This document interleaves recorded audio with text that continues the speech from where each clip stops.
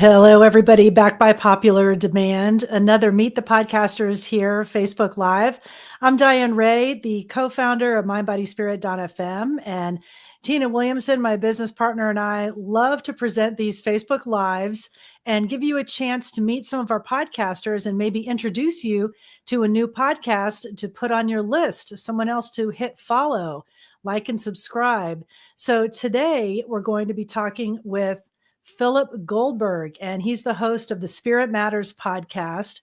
And I'm so happy to welcome you today, Phil. Thanks for joining me. Good to be with you, Diane. Well, it's great to chat here on Facebook Live. I mean, we go back a little ways here. You used to do a show with me on Unity Radio, and now you've got your Spirit Matters podcast. And on the podcast, you talk to some of the most amazing people, such a wide range of spiritual teachers and thought leaders. And you call the podcast, you say contemporary spirituality when you're presenting some of your topics. So for someone that might not know what that means, contemporary spirituality, what is that? Can you help us understand? What do you mean by that? Well, I think I chose the title because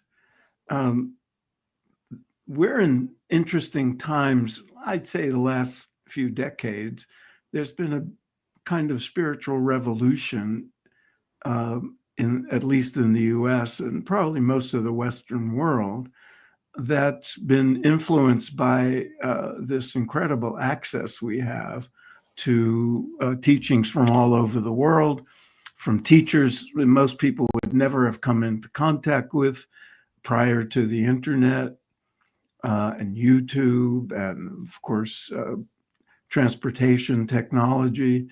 And it's changed the face of spirituality in the West. It's no longer a question of the conventional large religions. It's the fastest growing cohort in surveys is the spiritual but not religious. And the so-called nuns, the people who are sort of none of the above.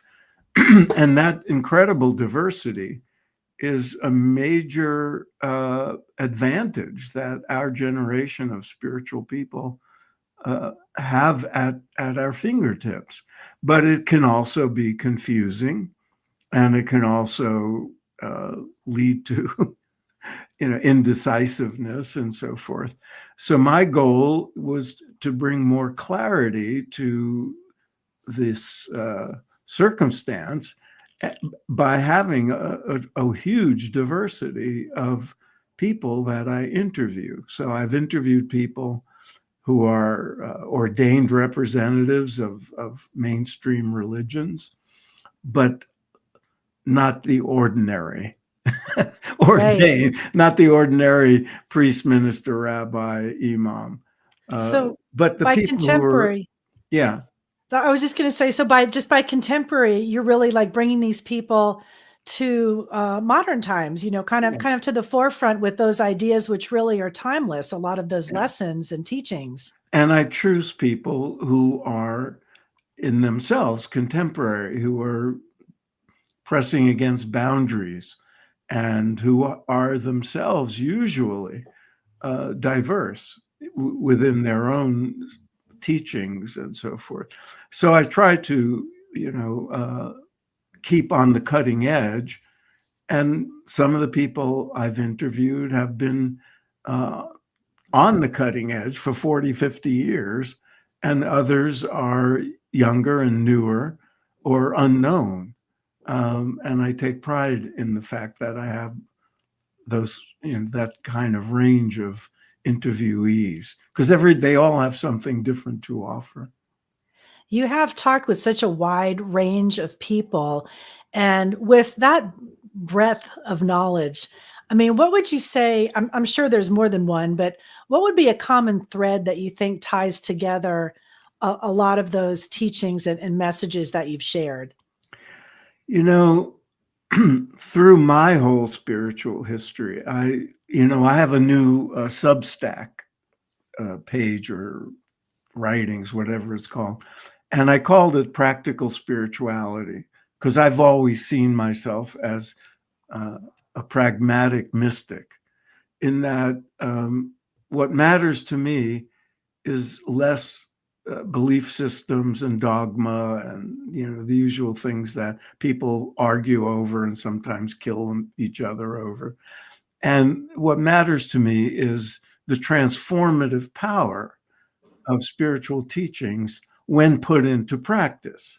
So I'm very experience oriented, and so I tend to interview people who have that orientation, who are practical, who are experience more oriented toward spiritual experience and personal development than they are with convincing us to believe in something or dogma and doctrine. And that is the consistent thing. And in a sense, you could take the 60 or so interviews I've done, and Aldous Huxley wrote a classic book called The Perennial Philosophy back in the 40s and 50s. It was hugely popular in the 60s and 70s when I was cutting my spiritual teeth. And that concept of perennialism points to the unity and commonality of deep spiritual experience. And in a sense, you could take the huge variety of people that I've interviewed and listen to the interviews, and it's, in a sense, evidence of that perennial philosophy, because they all point to the primacy of transformation in spiritual practice. And that includes people who don't have any kind of religious or conceptual framework, who might consider themselves more secular, but there's a spiritual yearning, and they seek spiritual practices and spiritual experience.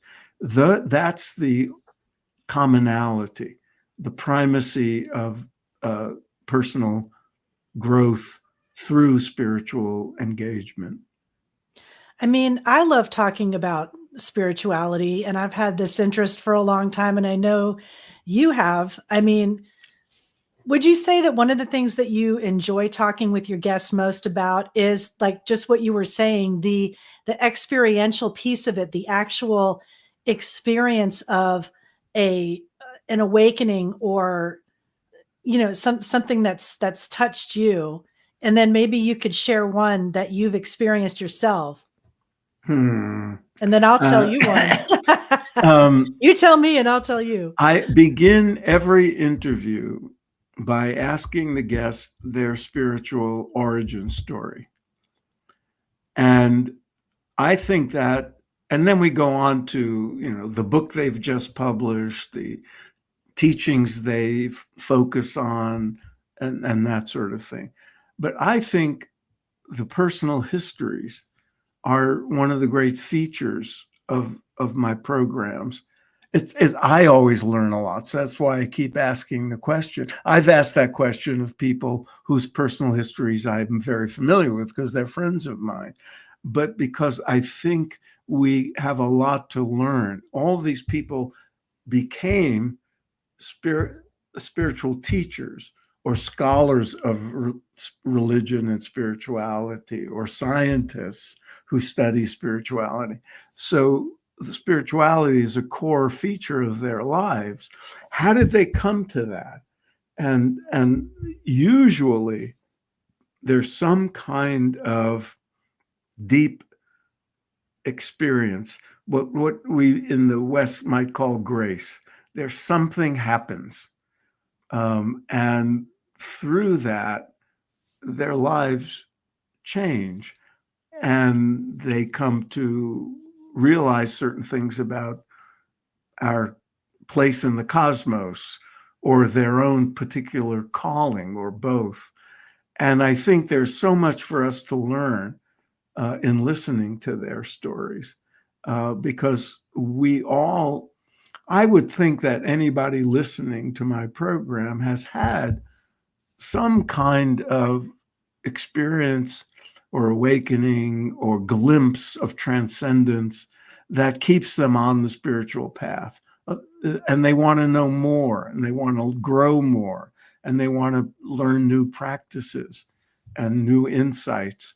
And so when they hear it from people of some stature, or an author, a well-known spiritual teacher, I think it reinforces the motivation to keep up with our spiritual life through whatever ups and downs we face.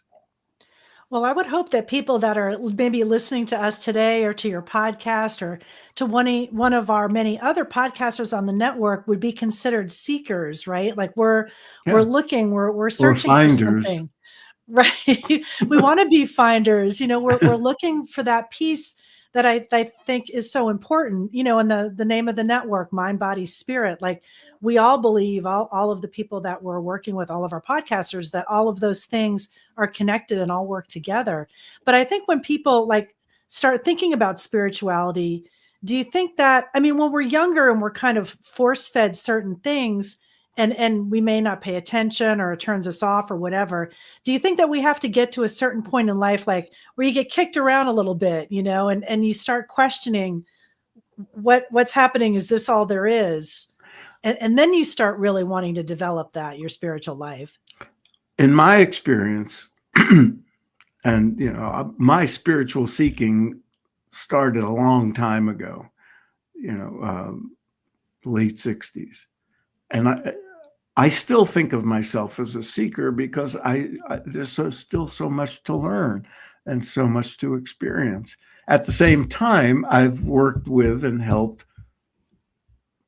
other seekers. And I think we're, because we're sort of all in this together. But my experience is that it's usually either extreme that gets people from the ordinary pursuits of life to say there must be something more, and that somehow they find their way to some spiritual teachings or teachers or whatever.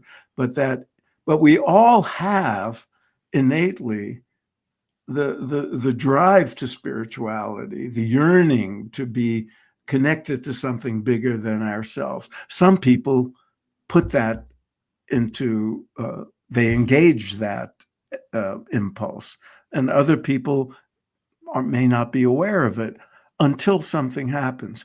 And often, as you say, it's a death or serious illness, loss of some kind, disappointment, setback. I would guess there are people in Los Angeles this week who are thinking there must be more to life, or Or questioning even the existence of a God. That's right. How could this How happen? could this happen? So sometimes through tragedy, sometimes through just frustration and disappointment, it's like there must be something else. Or someone breaks up with you, and you say, "Oh, this is a wake-up call. I need to develop myself. I need to become a better person," whatever it may be.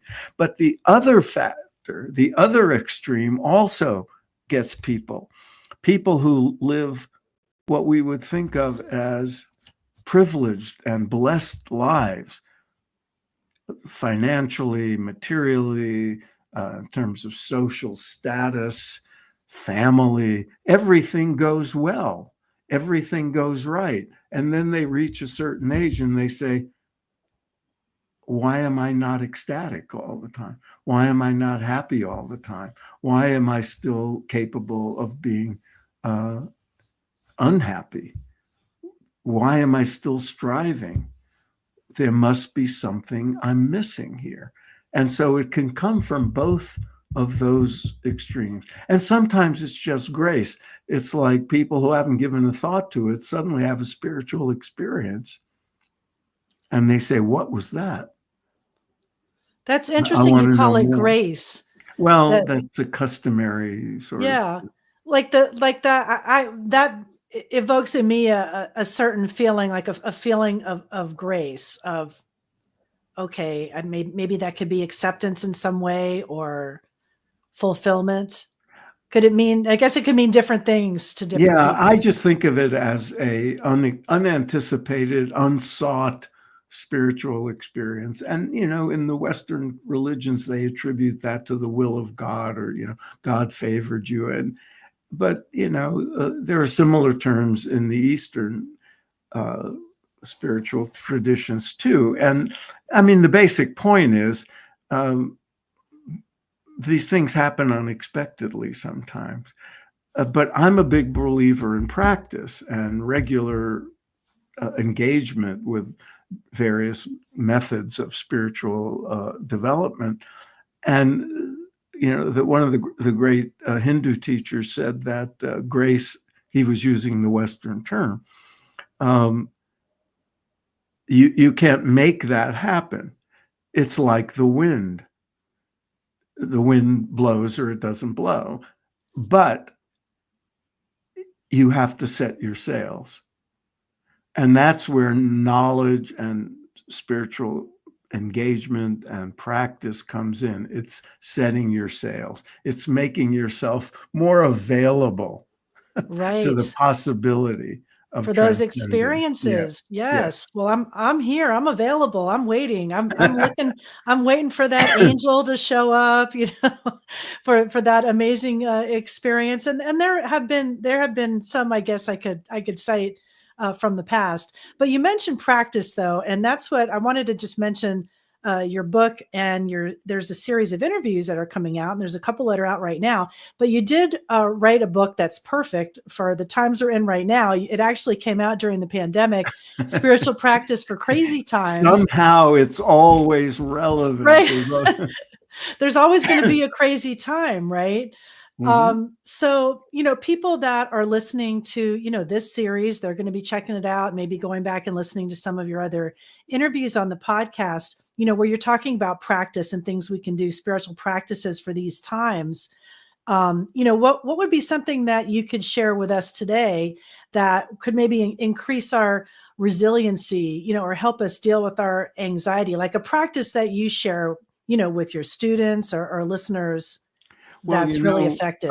first I want to say, just to elaborate on what you said, um, during the pandemic, not only did I publish Spiritual Practice for Crazy Times, just, I mean, I didn't write it because of the pandemic. It just happened that it came out at that time.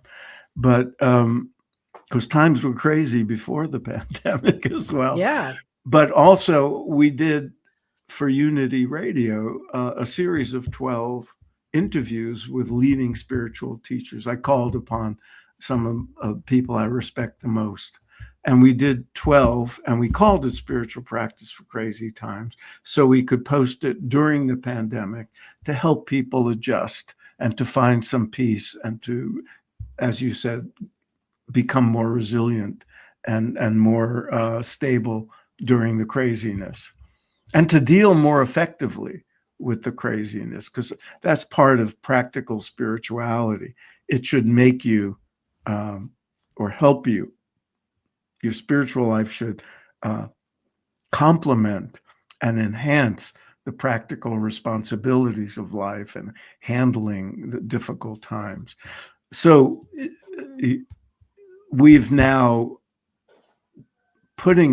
rerunning those 12 interviews on my Spirit Matters podcast. And you had the great idea, you and Tina, of putting up 4 at a time. So there are now 4. And in February, there'll be 4 more. And in March, 4 more. So right now we have Mark Nepo, Sharon Salzberg, Andrew Harvey, and Barbara DeAngelis, all of whom have very important things to Amazing. tell us. Now, but you asked about me. I'm a big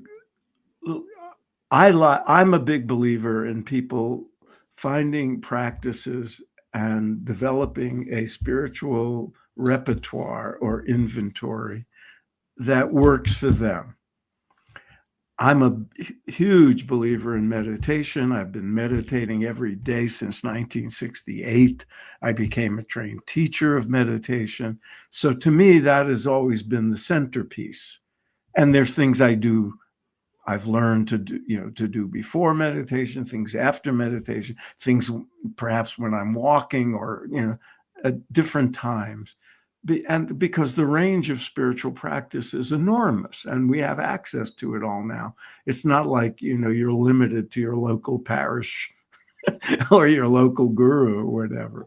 So we have that opportunity. And I always think people who want to have a regular, preferably daily spiritual practice, what they call in these sadhana, that meditation, some form of meditation that takes you very deep to the inner peace that we all have at our core, that is kind of the cornerstone. And then there's other things to do at different times of day, or to supplement meditation, to do things before meditation, do things after meditation, depending on your time. And those things have to do with your own orientation. Some people are oriented toward worship. Some people are oriented toward the mind and to study and to learning. And some people are oriented towards service. Some people might be drawn to physical practices like yoga asanas and breathing, or conscious, mindful walking and hiking in the woods and all that. To me, anything can be a spiritual practice. Right. If you make it such. But some people, and so you can listen to sacred music of, hymns and chants and so forth, and that's a spiritual practice. But you might also find spiritual uplift in listening to rock and roll or jazz or, whatever moves you. So if you come to things as this is part of my spiritual life, it's not just, we all want to have fun and have, enjoy life. But I live near the woods here in Massachusetts, and I hike, I go for walks. And before moving here, I lived in Los Angeles, and I did the same thing on the beach. And it became obvious to me at a certain point that I can walk in the same place, the same beautiful place, the same access to nature, the same aesthetic. And sometimes it's a sublime spiritual experience. I feel at one with everything. I'm moved deeply by the beauty. And other times I might as well be on a treadmill in a gym somewhere, because it's the same place. It's the same activity, but I'm bringing to it something different. Right. And that is, to me, a realization that everybody should have when they develop a spiritual repertoire. Because you can say, oh, yes, I'm going to pray every day like I learned to do as a child. But if you do it in a superficial way, if you do it because you feel obliged, you're not going to have the same experience as if you bring that intent to commune with the divine, or whatever, however you express it. So that's important. And the other is to develop an inventory that works for you, things you can call upon at different times, and also to have a central practice. And to me, that is meditation. Some people might call it mindfulness or contemplative prayer, but as long as it's deep and you feel different when you finish. Right. That's but you can tailor things to work for you. Yeah. And it's there and accessible. And you've got so much wisdom to share. You're like the guru to me. No, You're please the wise don't guru. say that. No, I resist that. I do not want that. I'm Okay. just the guy But who's learned certain things and wants to share it. You do have a lot to share. And I do hope that people check out these amazing interviews as part of these series. There's 4 up right now. We've got more coming. And also to follow your podcast, Spirit Matters, on mindbodyspirit.fm. And I'm so glad that we could talk today Yeah. and share a little bit and let people know a little bit more about you. I So want thank to you add, so can I much. add something, Diane? Yes. If the listener goes through the archive of Spirit Matters, you're likely to see names you recognize. By all means, listen to those interviews, but pay attention to the ones you don't know. That Oh, yes. because I've interviewed people I've known for a long time, and people I have high regard for. I've read their books. I've had conversations with them. They're including well-known people. But I also discover people I'd never heard of before because I get a press release from a publisher, or someone sends me an email and says, "Oh, you should interview that person." And those, to me, are revelations. And I New learn from voices. them. Yeah, Yeah. I keep learning, especially from people I had no idea existed, and they should be better known. But I learned from all of them. That's why I keep doing it. So I'm sure the listeners will learn as well.